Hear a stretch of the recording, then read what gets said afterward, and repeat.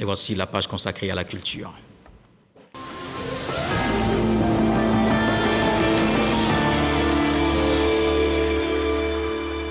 Dans le centre du pays, 2 événements majeurs ont marqué la 8e édition du Tiendon Festival dans le Bomi, le baptême du peigne lauréat du concours du meilleur tisserand du nom du président de la République Alassane Ouattara et l'accueil du trophée de la CAN par les festivaliers. Victorine Yaoyoboué.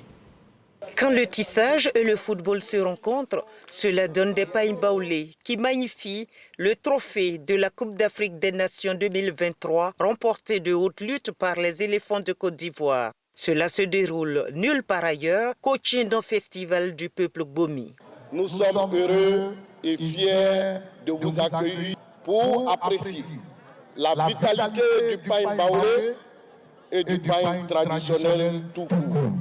Je voudrais à cet instant remercier la FIP pour avoir accepté d'apporter ce trophée sur les terres du Bomi. Hommage est également rendu aux tisserands pour leur génie créateur. Le lauréat du concours du meilleur tisserand reçoit une enveloppe de 750 000 francs CFA.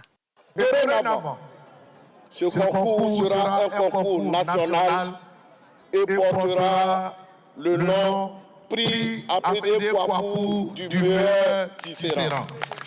Comme chaque année, le pain vainqueur de l'édition devient l'uniforme de l'édition suivante. Le prochain pain, avec l'accord de toute la communauté, est baptisé Ado Victoire.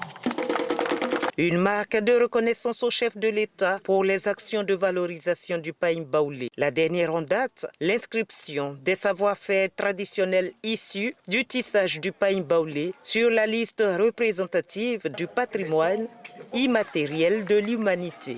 S'agissant du pain tissé en Côte d'Ivoire et dans la sous-région, que le peuple Bomi se présente comme le partenaire du président de la République, son excellence M. Alassane Ouattara, en vue d'affirmer le leadership de notre pays dans ce domaine déterminant de notre avenir. Le Tiendon Festival, par ailleurs facteur de cohésion et d'intégration, s'ouvre de plus en plus sur l'extérieur. Rendez-vous est donc donné en 2025 à tous les adeptes de la promotion du pain traditionnel tissé dans le Bomi, département de Tiébissou. Et allons dans l'est du pays, la première édition de la journée porte ouverte du comité interprofessionnel de Bondoukou s'est tenue récemment. Une rencontre placée sous le sceau de la valorisation du savoir-faire artisanal. C'était aussi l'occasion de mettre en exergue les potentialités artisanales de la région du Gontougo. Khalil Diomandé. La valorisation et le développement de l'artisanat local au cœur de cette première édition de la journée porte ouverte du comité interprofessionnel de Bondoukou, région du Gontougo. À travers défilés et expositions, les artisans mettent en lumière leur créativité et savoir-faire. Une fort belle manière de promouvoir les talents locaux et vendre les opportunités qu'offre le secteur artisanal. Le secteur artisanal est une composante importante en termes de création d'emplois. Je voudrais exprimer mon infinie gratitude aux artisans du département de Bondoukou. Pour ce premier événement du genre à Bondoukou, les artisans de la région bénéficient de l'appui de plusieurs cadres.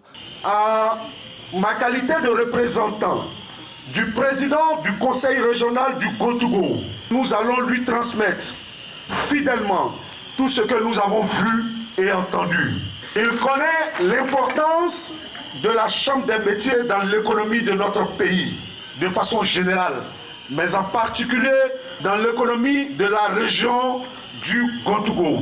Je voudrais vous adresser mes chaleureuses félicitations pour cette belle initiative. Vous êtes en droite ligne avec la vision du président de la République. Le comité interprofessionnel de Bondoukou entend capitaliser les acquis de cette journée porte ouverte pour positionner le secteur de l'artisanat comme le moteur du développement économique dans la région du Gontougo. Les artisans se sont donné rendez-vous en 2025 pour la 2e édition. Et on retrouve notre invité de la page culture, Maïté Mamadou, qui est l'auteur du roman Le fruit de la détermination. Je rappelle que vous êtes enseignant plus crayon en main, mais à lire cet ouvrage, on a l'impression que c'est une continuité des leçons en classe. Effectivement, c'est la suite logique, parce que la pédagogie incarne l'enseignant, la pédagogie prédispose l'enseignant, la pédagogie oriente l'enseignant. Et par conséquent, nous sommes au service des agricultures à la direction de la vie scolaire. Alors, dans cet ouvrage, justement, ce qui colle avec l'actualité, puisque dans une semaine, on a la rentrée scolaire qui démarre avec les tout-petits. Quelques leçons, il y en a en tout cas pas mal dans cet ouvrage, et je retiens le travail. Effectivement, parce que le travail prédispose, le travail oriente, le travail forge, le travail forme. Le travail, c'est l'anticipation. C'est pour cela, d'ailleurs, le fruit de la détermination retrace la vie sociale, la vie scolaire de toute la crème de l'éducation nationale dans le sens noble. Et c'est cet enfant qui se retrouve très souvent pour travailler, justement, et qui ont fini par réussir. On va regarder ce que Sèche pas comme Didi en dit dans un commentaire de Franck Quadio, et on se retrouve. Le fruit de la détermination, tel est le livre de la 7e production Livrex de Maïté Mamadou, enseignant des formations, dramaturge, chanteur et chorégraphe. Le fruit de la détermination relate une vie scolaire et sociale réussie au bout d'un effort acharné, notamment celle des Cobras, excellent élève depuis la classe de 6e jusqu'au baccalauréat et son entrée dans la vie active en qualité de pilote et chef d'entreprise, propriétaire d'une compagnie de transport. L'amour des études, l'éloquence, les valeurs culturelles de l'éducation, l'insertion sociale, l'engagement, la pédagogie, les devoirs qui révèlent la profession de l'enseignant sont entre autres les aspects évoqués dans cette œuvre réalisée sur 107 pages. À travers cette production littéraire, l'auteur Maïté Mamadou fait appel à la détermination, l'engagement, l'anticipation, le courage de l'élève et de toute la crème de l'éducation nationale. On parler, mais il y a aussi ce que j'appelle ce chiffre 7 qui revient chaque fois. Chaque fois que vous voulez parler des nombres, vous voulez quantifier les choses, vous voulez nous donner des orientations par rapport aux nombres, c'est le 7 qui revient. Pourquoi? Parce que le chiffre 7 est spirituel. Nous avons dans la semaine 7 jours.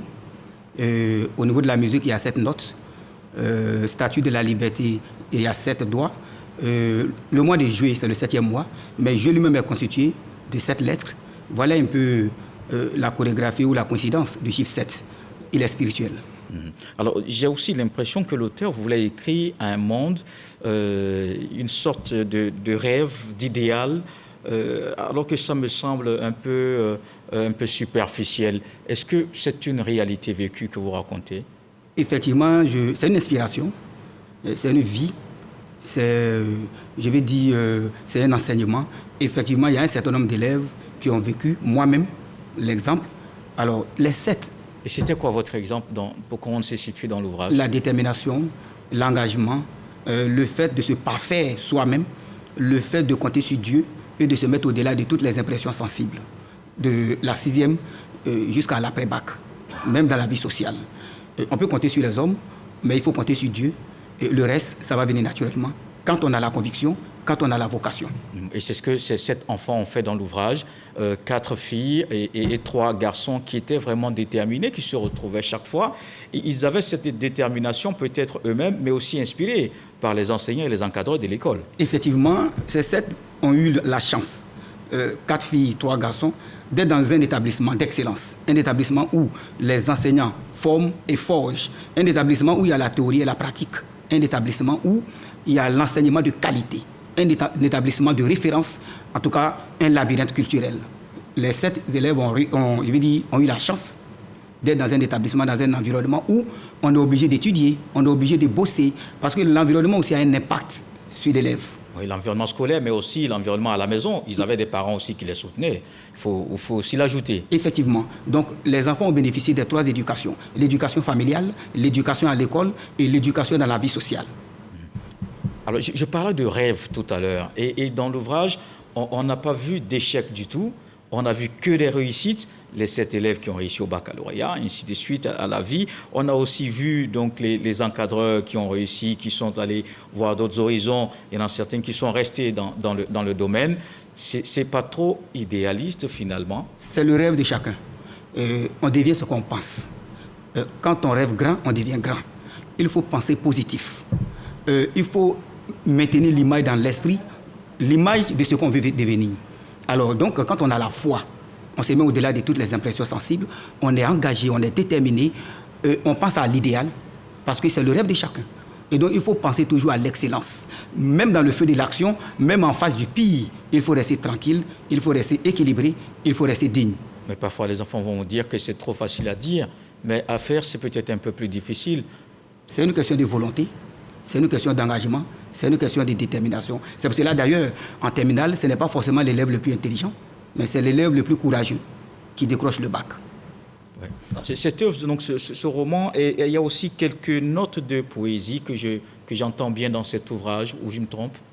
Effectivement, il faut dire que l'auteur est incarné de par son style, de par sa manière d'écrire, de par la linguistique, de par la sémantique, de par l'orature. Et donc souvent, il y a de la poésie, il y a de la sémantique, il y a de l'orature. Donc c'est tout un cocktail de communication, c'est tout un cocktail de sagesse.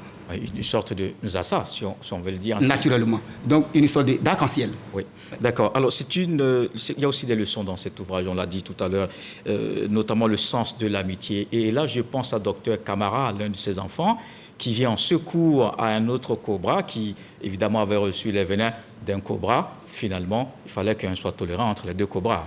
C'est pour cela, effectivement... Mais c'est justement ce sens de l'amitié que vous avez voulu relever dans cet ouvrage aussi, ces enfants qui sont restés soudés, ensemble après la réussite. Oui, parce que la vie elle-même est basée sur l'amitié. On peut être ami à son papa, on peut être ami à ses collaborateurs, à ses amis et tout ça. Mais je veux dire, l'amitié ici est continuelle, l'amitié est fraternelle, l'amitié est éternelle jusqu'à l'après-mort. C'est pour cela d'ailleurs, Camara et Cissé, ou Cobra, je veux dire, dans une collaboration franche, se sont aidés, et c'était l'entraide, c'était les retrouvailles. Et donc du coup, l'autre est devenu médecin, il a sauvé son ami. Pourtant, ils se connaissent depuis la terminale. Justement, ils se connaissent depuis quand même. Oui, dans cet ouvrage aussi, on a parlé du succès, on a parlé du travail de ces 7 enfants, on a parlé de ce qu'ils ont pu réaliser et aujourd'hui se distinguent par la qualité de leur travail, puisque sont tous devenus aujourd'hui, chacun dans un domaine précis, très excellent. Et je pense à ceux qui ont reçu des prix au niveau national. Justement, parce que quand on travaille bien, ça se chapeaute par des prix, par des récompenses, et on rentre dans l'histoire. Vous savez, nous vivons dans le hasard, mais en réalité, la vie même est basée sur la détermination. Et donc, au finish, un certain nombre de personnes ont été décorées, récompensées à travers des trophées. Ils sont rentrés ces éléments sont rentrés dans l'histoire de la région, de la nation. Et ça fait plaisir, parce qu'à la fin du travail, c'est la récompense.